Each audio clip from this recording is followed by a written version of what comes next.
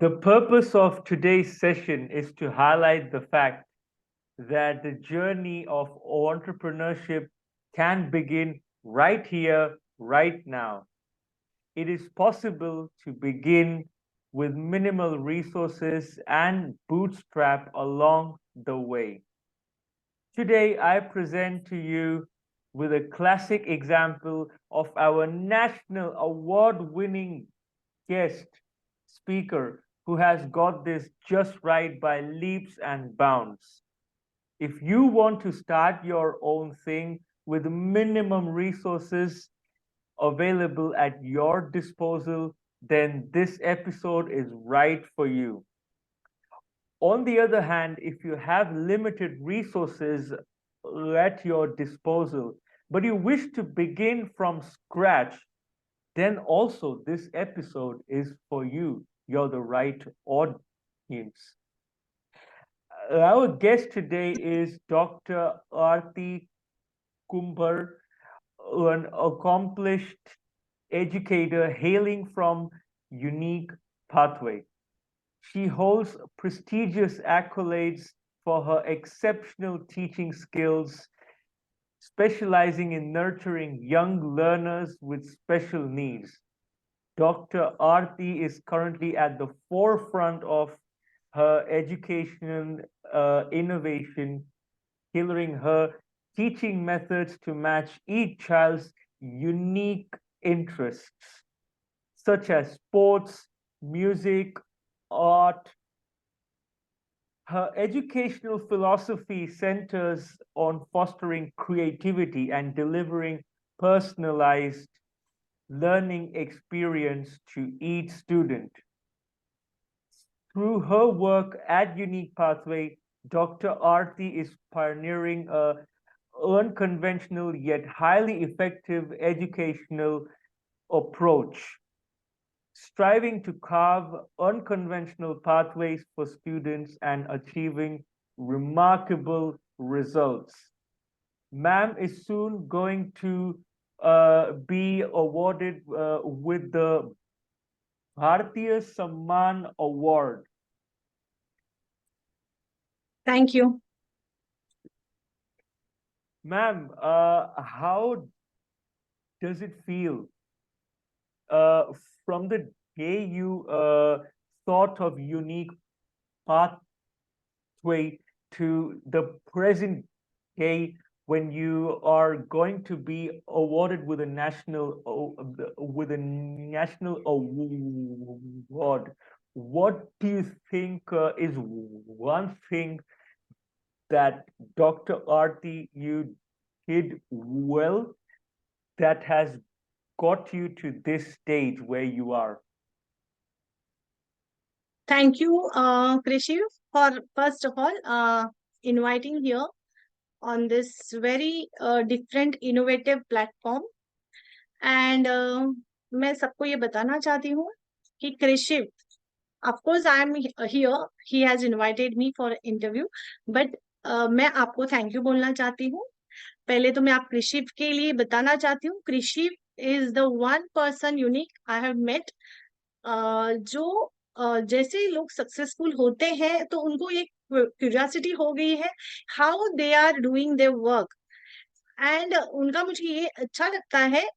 Across the world कहीं पे भी वो पर्सन हो, वो जहाँ पे भी है वो जाकर वहां मिलते हैं उनसे और उनको पूछते हैं, टाइम निकाल कर इतना जाना, लोगों से पूछना. It's really innovative work you are doing Krishi. So मुझे लगता है, थैंक यू वेरी मच, आज मैं ऐसे एक इंसान के साथ बैठी हूँ एंड वो मेरा इंटरव्यू ले रहे हैं जो बहुत क्यूरियस क्यूरियस मतलब क्यूरियोसिटी से भरे हुए हैं और यूनिक फ्रेग्रेंस है उनमें भी. And because of that I'm also having unique fragrance, and for that I have given my organization name is also Unique Pathway, क्योंकि मेरा ये सोच है कि हम सब एक ऐसी यूनिक क्वालिटीज लेकर आए हैं जिससे हम इस अर्थ को बहुत ज्यादा ब्यूटीफुल करने वाले हैं. और हम अगर ये पहचान सके what is my unique fragrance, ऐसे हर एक ने तय कर लिया तो हम जल्द ही इस अर्थ को, मतलब कोई कंपटीशन ही रहेगी नहीं, क्योंकि हमको पता होगा कि हाँ मैं कुछ अलग हूँ, उसमें कुछ अलग बात है, तो सब कोई एक दिशा में नहीं भागेंगे for the sake of success. So that's the way I have given my organization name Unique Pathway. That's my own course. So this is माई। और अगर स्टोरी अगर आप पूछना चाहते हो तो मैं आपको एक छोटी सी स्टोरी बताती हूँ। ओके। सो स्पीकर में मतलब मेरा ही दिख योर ऑन द स्क्रीन तो मेरा नहीं दिख रहा है, चलेगा कृषि? Yes, ma'am. Yes, yes. मतलब आप नहीं, मतलब आप ही दिख रहे हो स्क्रीन पे? Yes, yes. So once the recording is going to be out, the speaker is going to be seen. अच्छा, ऐसा Yeah. होता है? Yes, yes, yes. Okay okay, ठीक है। सो मैं आपको एक स्टोरी बताती हूँ जो आज मॉर्निंग में ही मुझे फ्लैश हुई ऐसे इंस्टेंट पॉपअप कि एक ऐसी खलियान है जहाँ पे फ्लावर्स है, चमेली है, और भी डिफरेंट फ्लावर्स हैं, लेकिन ज्यादा जो क्वांटिटी है वो चमेली फ्लावर्स है, और उसमें एक ही रोज फ्लावर है। तो वो जो चमेली फ्लावर, उसका स्मेल बहुत अच्छा आता है एज कम्पेयर उनका बहुत ही ज्यादा वहां पे क्वांटिटी होने की वजह से, और रोज फ्लावर एक ही है तो उसकी ज्यादा फ्रेग्रेंस नहीं जा रही है। एंड रोज को वो डीमोटिवेट करते रहते हैं कि देखो हमको ही सब बहुत प्यार कर रहे हैं ये वो, और रोज चुपचाप बैठा उसी में ही अपना खिलखिला रहा है। एक दिन ऐसा होता है, एक वहां पे पर्सन आता है और वो दिखता है, अरे ये तो वही है रोज जिसको मैं ढूंढ रहा था। तो वो जाता है रोज के पास और कहता है कि मैं तुमको लेने आया हूँ। तो रोज कहता है कि क्यों लेने आए हो? तो बाकी के जो चमेली वगैरह बाकी के फ्लावर्स होते हैं तो वो भी सुनने लगते हैं। तो वो बोलता है कि तुम्हारी जगह यहाँ नहीं है, मेरा खुद का एक रोज गार्डन है, लेकिन उस रोज में भी बहुत सारी वैरायटीज होती है। तो मैं ऐसे एक रोज की तलाश में था बहुत बहुत सालों से, जो मुझे नहीं मिल रहा था और आज मुझे दिख गया है। तो मैं तुमको उस प्लेस में लेके जाता हूँ जहाँ पे एक्चुअली यू डिजर्व। तो फिर भी वो जाने के लिए ना करता है। वो रोज वो बोलता है मैंने बचपन से यहाँ ही रहा हूँ, यहाँ ही बड़ा हूँ, और अभी मैं इस एटमॉस्फेयर में एडजस्ट हो चुका हूँ, तो ठीक है मुझे कोई बात नहीं, मैं इधर ही रहूंगा। तो फिर भी वो बहुत ही फोर्स करता है। तो बाकी के सारे जो उसके जो चमेली वगैरह सारे फ्रेंड्स होते हैं वो बोलते हैं देखो ये अनजान पर्सन है, तुम इनके इनके साथ जा रहे हो। तो वो बोलता है नहीं चलो, फिर थोड़ा सा एक क्षण हो जाता है, फिर बोलता है ठीक है चलो मैं आपके साथ आ जाता हूँ। तो जैसे ही वो चलने जाता है तो बाकी के जो चमेली वगैरह होते हैं वो थोड़े से अपसेट होने लगते हैं, क्योंकि अभी उनको जो टॉर्चर करने वाला, जिसको वो टॉर्चर करते थे बार बार, अभी वही इंसान निकल के जा रहा है। तो अभी लेकिन उस रोज को थोड़ा सा ये रहता है कि क्योंकि बाकी के सारे चमेली बोलते तुम इसी अर्थ ग्राउंड में बड़े हुए हो, एक बार अगर इससे निकल गए तो दूसरी जमीन में जाकर जुड़ना बहुत मुश्किल है, तो ये रिस्क है तुम्हारे लिए। लेकिन वो माली का जो इतना विश्वास से वो सुनता है, तो उसके एक फेथ पे वो फूल बोलता है, गुलाब का रोज, कि यस आई एम देयर, कि चलो मैं चलता हूँ। तो वो धीरे से उसको उठाता है, मतलब उससे धीरे धीरे उसको उस अर्थ से निकालता है वो माली, और लेके चलता है। जैसे वो जर्नी चलती जाती है from one garden to that rose garden, वो रोज सोचने लगता है कि क्या मैं सही तरीके से इस इंसान के पास रहूंगा क्या, और ये मुझे सही तरीके से लेके जाएगा क्या, क्या मैं सेफ हूँ क्या। ऐसे सोचते सोचते वो देखता है, अरे बहुत बड़ा एक ब्यूटीफुल गार्डन दिखता है जहाँ पे रोज गार्डन है, different types of variety of flowers के अलग अलग गार्डन है। और वो रोज गार्डन में जाते हैं, वो दिखता है अरे मेरे जैसे ही यहाँ पे बहुत सारे रोजेस है। फिर वहां पे उसको एक प्लेस दिखता है जहाँ पे बहुत सुंदर ऐसा हार्ट बनाया होता है, और वो हार्ट होता है रोज का ही, और उसके बीच की एक प्लेस खाली रहती है। तो ये रोज सोचता है अब ये माली मुझको कहाँ पे रखेगा। तो उसको एक थॉट आता है, शायद काश उस वहां पे जो हार्ट बना है वहां पे वो मुझे रख दे, क्योंकि वो बहुत ही ब्यूटीफुल और यूनिक प्लेस बनाया रहता है। लेकिन वो सोचता है कि क्या मैं वो डिजर्व करता हूँ उस प्लेस को। फिर वो ना आंखें बंद करता है कि बोलता है भगवान को, हे भगवान अभी ये जो इंसान, ये जो माली मुझे जहां पे भी रखेगा मैं उसे एक्सेप्ट करूंगा वो प्लेस को भी। तो जैसे ही फिर वो माली उसको लेकर जाता है, एक प्लेस पे रखता है, वो आंखें बंद कर देता है। रोज बोलता है तू भगवान जहां पे भी रखेगा आई एम सेटिस्फाइड कि अभी मैं प्रॉपर रोज गार्डन में आ चुका हूँ जहां पे मेरे जैसे ही रोज गार्डन रोजेस है। फिर थोड़ी देर 2 3 4 दिन जाती है वो आंखें खोलता ही नहीं, और ये नर्चर करते रहता है, क्योंकि इसे भी पता होता है कि अभी ये जमीन नई है, सब कुछ नया है। तो वो बोलता है रोज को कि अब तुम नई जगह पे आए हो, तुम्हें एडजस्ट होने में थोड़ा टाइम लगेगा, तो तुम रिलैक्स रहना, आराम करना, और जब मैं बोलूंगा ना तब धीरे धीरे मुस्कुराना स्टार्ट करना। तो जैसे जैसे 3 4 दिन बीतते जाते हैं, धीरे से फिर ना एक दिन वो माली बोलता है, तुम अभी आंखें खोल सकते हो, तुम 3 4 दिन पहले भी खोल सकते थे, लेकिन फिर भी मैंने सोचा कि तुम रिलैक्स रहो, तो अभी तुम आंखें खोल सकते हो और देख सकते हो कि तुम कहाँ पे हो।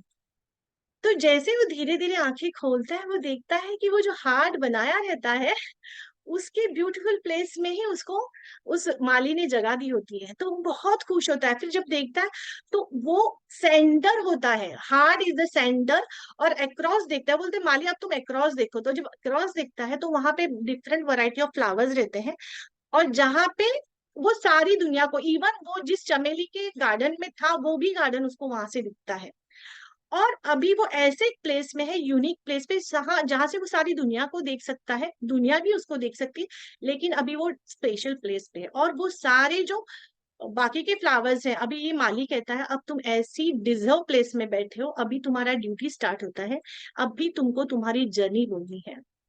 हाउ यू वर देयर, कि तुम अगेंस्ट में थे, स्टिल तुमने तुम्हारा कोर वहां वैसा ही रखा। जब तक तुम्हारी डिजर्व प्लेस नहीं आती है, तुमने तुम्हारा पेशेंस नहीं खोया है। That's why you are here, you are different, unique one. So that unique fragrance each one is having.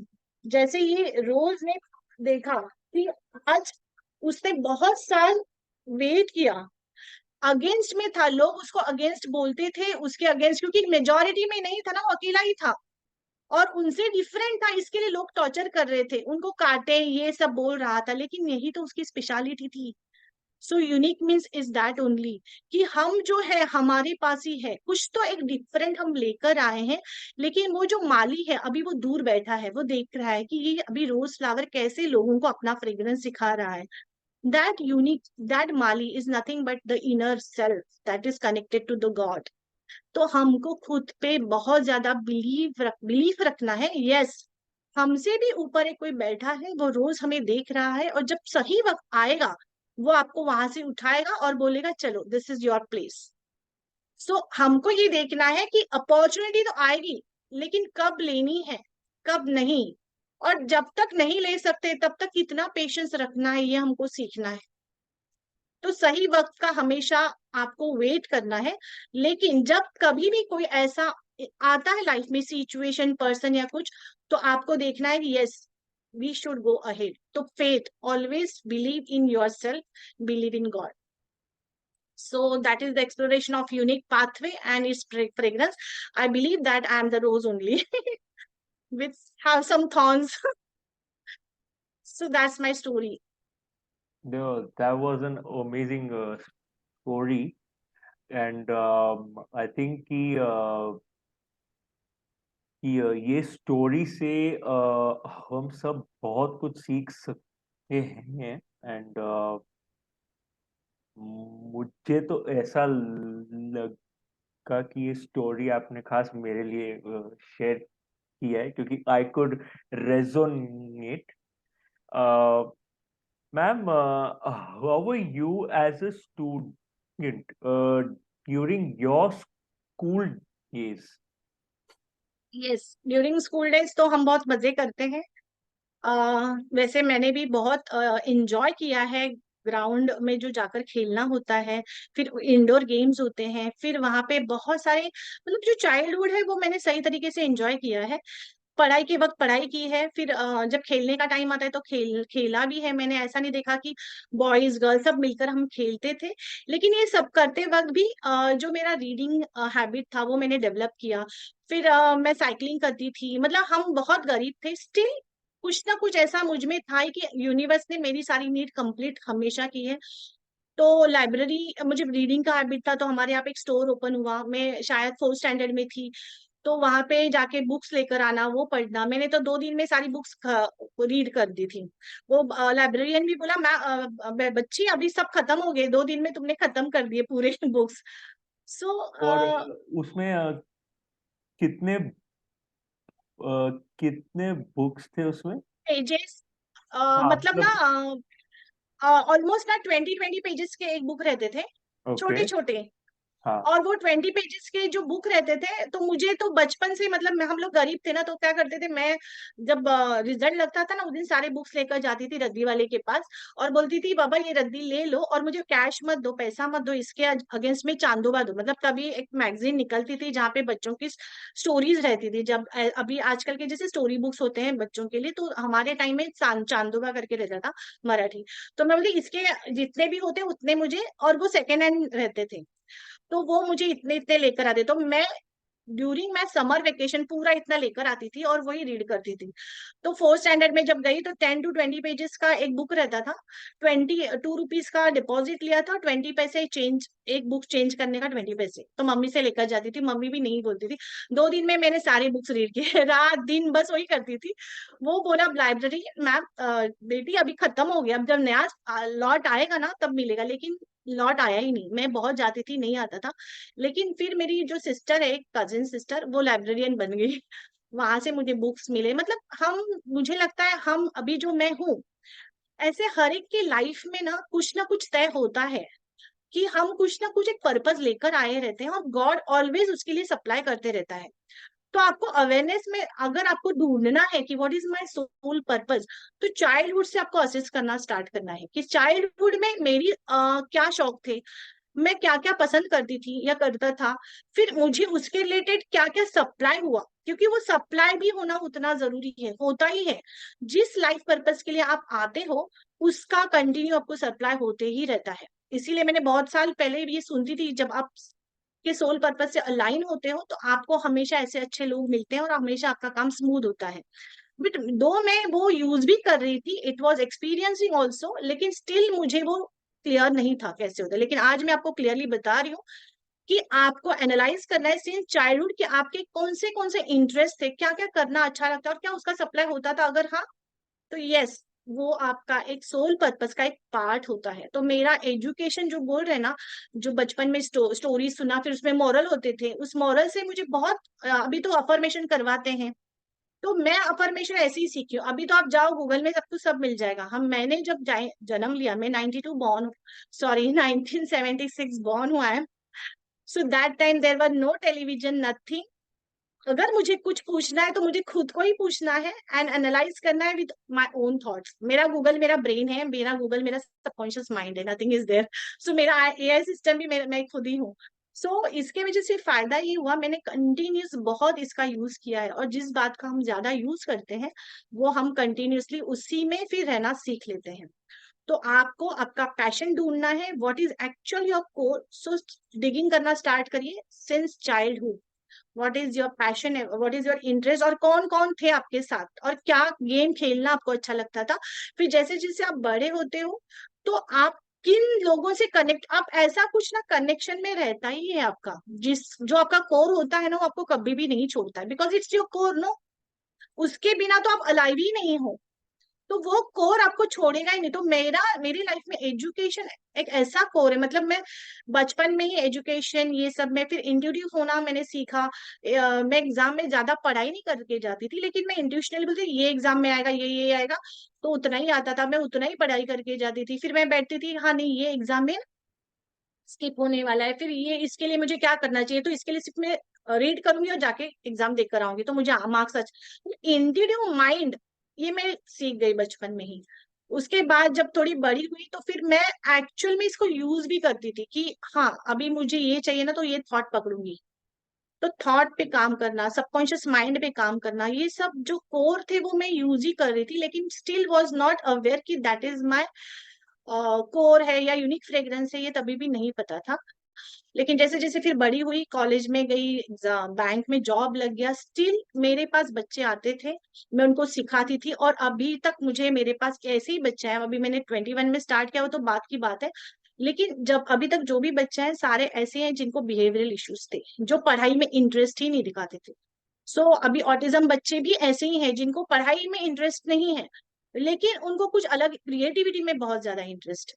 सो मुझे लगता है ये हमको देखना है कि हमारे कनेक्शन में ज्यादा कौन से बच्चे, कौन बच्चे नहीं, मतलब कुछ भी ऐसा कंटिन्यू आपके पास आते ही रहेगा। वो जो यूनिवर्स है आपको कंटिन्यू सिग्नल्स देते ही रहेगा। तो आपको देखना है कि यस, मैं कौन से लोगों से कनेक्टेड हूँ, मैं मुझे किस में इंटरेस्ट है, मैं कंटिन्यूसली मेरे थॉट प्रोसेस में क्या चलते रहता है। तो ये मेरा यूनिक फ्रेग्रेंस है, अगर मैं इस पे काम करूंगी तो बस मेरी गाड़ी चल गई। तो 21 में मैंने जब ऑटिज्म ये सब स्टार्ट किया, उसके पहले भी 2013 से जब मैंने मेरा प्रोफेशनल स्टार्ट किया apart from my banking career, तभी भी ऑटिज्म बच्चे आते थे लेकिन मैं ना बोलती थी। लेकिन फिर भी मेरे पास जो बच्चे आए सब बिहेवियरल इश्यूज के इससे ही आए, लेकिन मैंने उनको ठीक भी किया, लेकिन still I was not taking the autism kids. लेकिन 2019 का जो मेंटल इलनेस हुआ, उसके बाद 21 में जब ये पेरेंट्स आने लगे तो मुझे लगा यस, मुझे इनके लिए काम करना जरूरी है। तो अंदर से आवाज आई, मैं इसमें से गई हूँ, अब मैं इनको बाहर निकालूंगी। So autism kids is nothing but the person, the kids, they are very much focused. लेकिन वो किस में फोकस्ड है, जो अभी तक उनको पता नहीं कि वो उनके लिए सही है कि नहीं है, but they are using their subconscious mind very very powerfully. और ये ऐसे अगर मैंने इनको अच्छे से ट्रेन किया तो वो डिस्ट्रैक्टेड नहीं होंगे, क्योंकि उनका माइंडसेट ऐसा है। मुझे खुद को भी कभी कभी ऐसा लगता है कि शायद मैं भी ऑटिज्म का कैटेगरी की हो सकती हूँ, क्योंकि मेरा एक जीवन उद्देश्य कि मुझे ये काम करना है, मुझे किसी इंसान ने अभी तक डिस्ट्रैक्ट नहीं किया ना, मुझे किसी गैजेट ने डिस्ट्रैक्ट किया, मतलब मैं डिस्ट्रैक्टेड मोड में गई नहीं। मुझे अगर ये चीज करनी है तो करनी है, फिर कोई कितना भी मुझे लालच दे, चलो मूवी में चलते हैं, चलो ये करते हैं, आई ऑलवेज यूज टू से नो। इतना मैं फोकस्ड काम करती हूँ। और तो मुझे लगता है ये ऑटिज्म भी बच्चे ऐसे ही हैं, बट उनको ट्रेन करना जरूरी है, because they don't know how to use their conscious mind. So इसके लिए मैं उनसे ज्यादा कनेक्ट हुई, बिकॉज मेरे में भी वो क्रिएटिविटी बहुत ज्यादा है। मुझे ऐसा लगता है मैं और रोज क्या क्रिएटिव ऐड करूं इन माई ओन लाइफ ऑल्सो। मतलब आज अगर 2-3 दिन मैंने कुछ पहले बोला होगा उसमें भी मुझे बोर होता है, ऐसा लगता है कुछ नया, कुछ स्टोरी कुछ बोलूं। तो आज मैंने जो तुम्हें स्टोरी बताई है कृषि, that is also unique story, just morning में पॉपअप हुई and I just told you that story. तो मुझे लगता है कि हम सब में ऐसी कुछ यूनिक क्वालिटीज है जिसको हम लेकर आए हैं, और वो इतना इन्फिनिट है क्योंकि हमारे पास है ना एक ही क्वालिटी है वो, बाकी तो हमारे पास जो सबके पास वो है, लेकिन वो यूनिक क्वालिटी भगवान ने हमको इतनी इन्फिनिट दी है, तो कितना दो आप वो कमी है। सो जो ऑटिज्म बच्चे इसके लिए कनेक्ट हुए हैं कि because they are also creative, and मैं जो उनकी मेंटर हूँ I am also so much creative. तो ये हमारा अच्छा एक बॉन्डिंग है। So I'm continuously You working with mean them. you mean that हम सब में काफी सारी क्वालिटीज ऑलरेडी है, लेकिन कोई Yes, एक ऐसी क्वालिटी है जो जिसको हम कहते हैं कि ये हमारा एक्स फैक्टर है, yes, या इसको perfect. आप कह सकते हो ये हमारा यूएसपी है, कि Perfect. ये सिर्फ स्पेसिफिकली हमारे लिए ये हमारी स्पेशलिटी है। Yes. और Yes, ये उसको हमारी यूज, स्पेशलिटी है। हाँ, और उसको यूज करके और आगे हम जा सकते हैं, लेकिन Yes, क्योंकि सबसे पहले उसका उसको पहचानना बहुत जरूरी है। यस, यस, अगर आपको पता होगा तो आप यूज करोगे ना। जैसे मैं यूज कर रही थी विदाउट नोइंग कि दिस इज माय गिफ्ट, लेकिन जैसे अभी मेरे पास समझो मैजिक वॉन्ड दिया है भगवान ने, और मैं यूज कर रही हूँ उसको, क्योंकि मुझे अंदर से मेरे सोल को पता है कि ये मेरी मैजिक वॉन्ड है, लेकिन एज अ बॉडी फॉर्म में जैसे हम एंटर करते हैं हम सब कुछ भूल जाते हैं। लो सोल को सब पता होता है बट बॉडी को नहीं, और बॉडी चलाता है brain. So brain doesn't know, brain तक आने के लिए माइंड और ब्रेन का लव स्टोरी होना बहुत ज्यादा जरूरी है।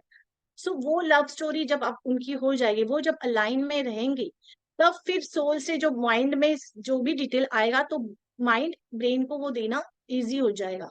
सो ये करने के लिए जो ब्रेन है, जो लॉजिकल है, जो प्रैक्टिकल देखता है, जो रियलिटी देखता है, तो उस ब्रेन के लिए जो मैंने बोला ना, आपको देखना है चाइल्डहुड से क्या क्या एनालाइज करना है, what is your interest, passion, क्या क्या लोग आपको बोल के गए हैं कि आप किस में अच्छा, ऐसे आपको लोग जैसे मैंने आपको कहा ना, आप इतना सब कुछ अच्छा जाके बात कर रहे हो तो आप इंटरव्यूज भी लेके लेना स्टार्ट करिए, क्योंकि कितना सारे लोगों का आपको इनपुट आपको मिल रहा है, आपके थ्रू कितने सारे लोगों को भी अवेयरनेस होना स्टार्ट हो जाएगा। और आई डोंट नो कि इसके जब एक्सप्लोर करेंगे तो आपको इससे और क्या मिलने वाला है, because we do not know what is the God's plan. God क्या कर सकते हैं हमको पता नहीं, और मुझे लगता है कहीं ना कहीं हमको हमेशा ये ध्यान में रखना चाहिए, यस मैं कर रहा हूँ बट मुझे बताने वाला ऊपर वाला है। तो अगर हम डिवाइन गाइडेंस के साथ चलेंगे, तो क्योंकि मैं थोड़ी सी घमंडी हो चुकी थी, मतलब फ्रेंड बोल रही हूँ, क्योंकि हम जब मैजिक वॉन्ड यूज करते हैं, मुझे बता रहे थॉट से क्रिएट कर रही हूँ, माइंड में ये सब कर रही हूँ, तो मुझे लगा ये सब इजी है। मैंने बोला भगवान चल दे दे, कितने चैलेंजेस अभी तू देगा, दे दे चल दे दे।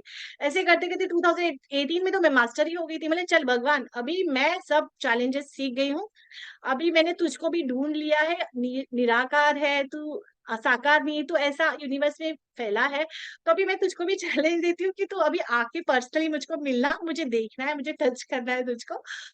तो फिर और तू चैलेंज भेज, क्योंकि इस माइंड का जो गेम है वो समझ चुकी थी। लेकिन 2019 में जो मेरा इलनेस आया, जो स्किज़ोफ्रेनिक हेलुसिनेशन बोलते हैं, जिसमें वर्चुअल वर्ल्ड में जाते हैं, जहाँ पे आपके माइंड का कंट्रोल ही नहीं रहता, मतलब मेरा माइंड जिसका मुझे गर्व हो चुका था, वही भगवान ने हाईजैक कर दिया।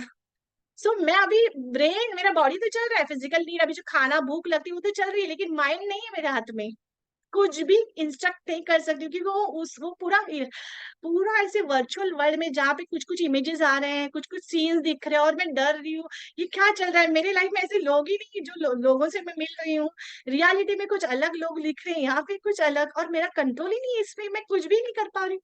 तो भगवान को बोला भगवान आई एम लॉस्ट, अब मेरा सब कुछ मैंने जो इतने सालों में बचपन से सीखा था सब चला गया।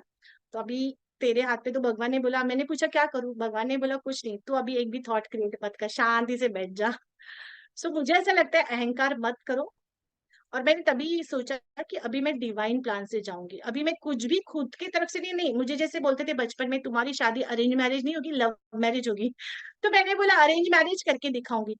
बैंकिंग में नहीं अच्छा कर सकती हूँ, तुम टीचिंग में अच्छा कर सकते हो ना, मैं नहीं, मैं बैंकिंग में ही जाऊंगी। मतलब जो जो मुझे कुछ बोलते थे ना अच्छा और देखकर, भी आप घुमा फिरा के आप टीचिंग की फील्ड में ही आ गए हो and you are doing really well.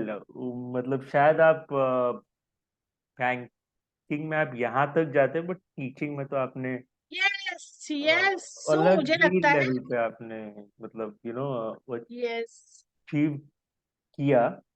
Ma'am, yes unique pathway, what is your 5 year vision for unique pathway, and new what new innovation are we going to see in terms of teaching, क्योंकि the educational system needs a massive change. या So yes what can we expect in the next 5 years? Yes, मैंने जो task लिया है ये special, मतलब autism, जो special नहीं बोलूंगी, they are super genius kids, जिनको क्रिएटिविटी बहुत चाहिए होती है। तो मैंने उनके लिए एक स्कूल, अभी मेरा सीनियर केजी है, तो अभी 1st to 10th CBSE board का भी मेरा चल रहा है। सो नेक्स्ट 5 years में वो, अभी कमिंग मंथ्स में ही वो सब स्टार्ट हो रहा है मेरा। एंड अपार्ट फ्रॉम दैट, मुझे जैसे मैंने कहा ना लोग आके मिलते, तो मुझे लोग आकर बोलने लगे मैम इनके लिए सिलेबस बनाइए। तो मैं अभी ऐसा एक सिलेबस बना रही हूँ जहाँ पे ये जो ऑटिज्म किड्स हैं उनकी क्रिएटिविटी नीड भी फुलफिल हो जाए अकॉर्डिंग, और साइमल्टेनियसली उनका एजुकेशनल एकेडमिक में भी वो पीछे ना रहे। तो ऐसी क्रिएटिव एक्टिविटी ऐसा सब कुछ इंट्रोड्यूस करूंगी, जैसे मैंने कहा स्पोर्ट्स है, म्यूजिक म्यूजिक है, ऐसे जैसे सारे गामा है, मैं सारे गामा सिखा रही हूँ, तो सा आफ्टर सा विच सूर्य इज कमिंग रे। सो अगर मुझे आफ्टर कंसेप्ट ही सिखाना है तो सा रे गामा पा से क्यों नहीं सिखाऊं। अगर मुझे उनको नंबरिंग सिखानी है तो मैं क्रिकेट खेल के क्यों नहीं सिखाऊं कि 3 स्टंप्स है। सो 11 में से अगर एक आउट होता है तो 10 बचेंगे player, so why can't I. So अभी मैं ऐसा क्लासरूम बनाऊंगी जहां ओपन रहेगा, खेल कूद में बच्चे सीखेंगे। और अभी वो सिलेबस बनाने के लिए मैंने लिया है, अभी तो फिलहाल 1st to 4th स्टैंडर्ड, क्योंकि मेरे बच्चे अभी सीनियर केजी तक मेरा स्कूल है, सीनियर केजी से 1st स्टैंडर्ड में जाएंगे। तो 1st to 4th स्टैंडर्ड तक का मैं सिलेबस बना रही हूँ। और वो सिलेबस लेकर ये देखूंगी कि मेरे बच्चे एकेडमिकली ना पीछे रहें। मगर मतलब अगर वर्ल्ड में जाएं तो उनके पास नॉट ओनली क्रिएटिविटी वो उनके पास होगी, बट प्रैक्टिकल नॉलेज होगा। कोई भी उनकी क्रिएटिविटी को बाय करके एनकैश नहीं कर पाएगा, क्योंकि मैंने बहुत सारे ऐसे आर्टिस्ट देखे हैं जो आर्टिस्ट बहुत अच्छा है लेकिन कमाने वाला कोई और है। मैं चाहती हूँ जो भी क्रिएटिव पर्सन है they should earn by their own self, और वो हायर करे लोगों को to for their managing and all. मतलब अभी मैं भी कुछ कर रही हूँ तो मेरे पास स्टाफ वगैरह मैं हायर कर रही हूँ, तो ये बच्चे अगर कुछ क्रिएट कर रहे हैं क्रिएटिवली, तो वो क्रिएटिविटी का फ्रूट पूरा ले, और उनको जो चाहिए स्टाफ वो मैनेज करने के लिए वो दूसरे लोगों को रखे। सो जो भी डिजर्व करता है उनको वो पूरा पूरा मिलना चाहिए। तो मेरा यूनिक पाथ पे अभी तो फिलहाल मुंबई और थाना पे भी मैंने ब्रांच ओपन किया, मतलब थाने और कल्याण में है। मैं चाहती हूँ ये यूनिवर्सल ब्रांड बने अक्रॉस द ग्लोबल, मुझे जाना है यूनिक पाथवे को लेकर। और जो ऑटिज्म बच्चे और पेरेंट्स जो बेचारे विक्टिम होकर बैठे हैं कि हमारे बच्चों का कुछ नहीं हो सकता है, मैं उनको इनकरेज कर रही हूँ, उनको बता रही हूँ देखो इट इज नॉट कि ऐसा कोई इलनेस नहीं है कि जिससे कोई हो नहीं सकता है। तो आप बहुत लकी हो कि आपके पास ऐसा ब्लेस्ड चाइल्ड आया है, और अभी सब लोगों को वो फेथ आ चुका है। बहुत 1.5 साल मैंने बहुत एफर्ट्स लिए, अभी थोड़ा ईज हो गया है क्योंकि मेरे पास अभी जो रिकवर हुए हैं वो दिखाने के लिए बच्चे हैं। तो सब में फेथ आ रहा है, सब पूरे मिशन के साथ पेरेंट्स भी काम कर रहे हैं। सो ऑटिज्म बच्चों को एक अच्छा लाइफस्टाइल देना ये मैंने मिशन रखा है, और 5 इयर्स में आपको भी ये दिखेगा विथ माई यूनिक पाथवे। और मेरे जो 2 यूनिट्स है, Vrindavan kids pre school and day care, and second है जो मेरा केयर एंड काउंसलिंग चलता है जो ऑटिज्म ट्रेनिंग सेंटर है। और इसी में मैंने ग्रुप थेरेपी भी ऐड की है कि उनको सोशलाइजिंग ये सब करने के लिए उनको हेल्प होना चाहिए, तो ऐसा पूरा एक प्रोग्राम बनाया है।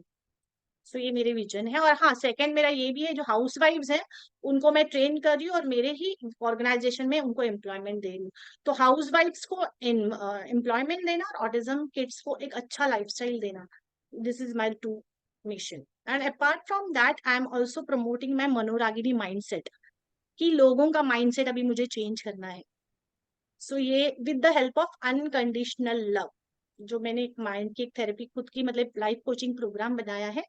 सो ये लाइफ कोचिंग प्रोग्राम ही मुझे लगता है कि वो देना बहुत ज्यादा जरूरी है, क्योंकि ये मन ही है, ये माइंडसेट ही है जो लोगों को गुमराह कर रहा है या फिर उसको आगे लेके जा रहा है। अगर मैंने ये ट्रेन करना स्टार्ट कर दिया तो फिर लोगों का जो रेगुलर जो टाइम में जो मतलब प्रॉब्लम आ रहे हैं, फाइनेंस हो हेल्थ हो जो भी है, उनमें अगर उनको वो साइड करके उनके यूनिक सोल पर्पस को मैंने अलाइव करना स्टार्ट कर दिया, तो एम्पावर अगर मैंने स्टार्ट कर दिया, एम्पावरिंग करना स्टार्ट कर दिया, तो मुझे लगता है थोड़े ही कुछ ही वर्षों में हम सब मनी नहीं एक्सचेंज करेंगे, we will exchange happiness, happiness to happiness. So ये मेरा फाइनल बिगेस्ट मिशन है। सो छोटे छोटे मिशन है लेकिन सबसे बड़ा मिशन है to spread unconditional love with the Manoragini by changing the mindset of the society. And whatever I have learn through my culture and all, वो सब में उसको और थोड़ा एडवांस करके कैसा मैं लोगों तक जा सकती हूँ उस पर मैं काम करूंगी और लोगों तक वो लेके जाऊंगी। So this is my vision. So to summarize this conversation, you need to find your USP. Uh, you need to find that X factor, and you need to immediately start working on that one X factor that you have. The other thing is whatever goal you've got, you need to stay completely focused. Yes, there will be ups and downs, but you need to be firm and you need to focus on what is it that you want. But at the same time, you need to be flexible with the journey, because the journey is not going to be the way you want it to be. The journey is likely going to uh, take some lefts, rights, U-turns, and then uh, uh, um, get unexpected events and challenges. But if you really feel that you know what is your why, what is your purpose, then just like Dr. Aarti, you can start from scratch and bootstrap your way to infinity. Thank you so much. It was a very inspiring session, and I want to see you uh, back with another exciting and inspiring conversation. Thank you Krishiv, thank you once again. आज आपने मुझे इधर बुलाया है to share my thoughts. और मैं सिर्फ अभी लास्ट में इतना ही एक पॉइंट बोल रही हूँ कि what ever your ups and down challenges, आपका जो स्माइल है ना फेस पे, वो हमेशा रखिए, because smile denotes the, I am saying that Krishna, but you can what ever, आप जिस भी धर्म के हो, जिस भी गॉड को फॉलो करते हो, आप उनका नाम ले सकते हो। तो that is the universe, that is the God. Smile, smile को हमेशा रखिए और हमेशा हैव पेशेंस, क्योंकि यही स्माइल आपको एक दिन उसी के फेज में लेकर जाएगी जहां आप डिजर्व करते हो। So always live in happiness, उसको आप अपने से अलग मत कीजिए, तो आपको सॉल्यूशंस भी बहुत अच्छे आएंगे। So always be with that happiness. So thank you very Thank you much so much. Krishi, once again thank you very much कि Thank you. जैसे ही आपने मुझे ये अपॉर्चुनिटी दी तो मुझे बहुत अच्छा लग रहा है। Thank you very much. Thank you. Thank you so much.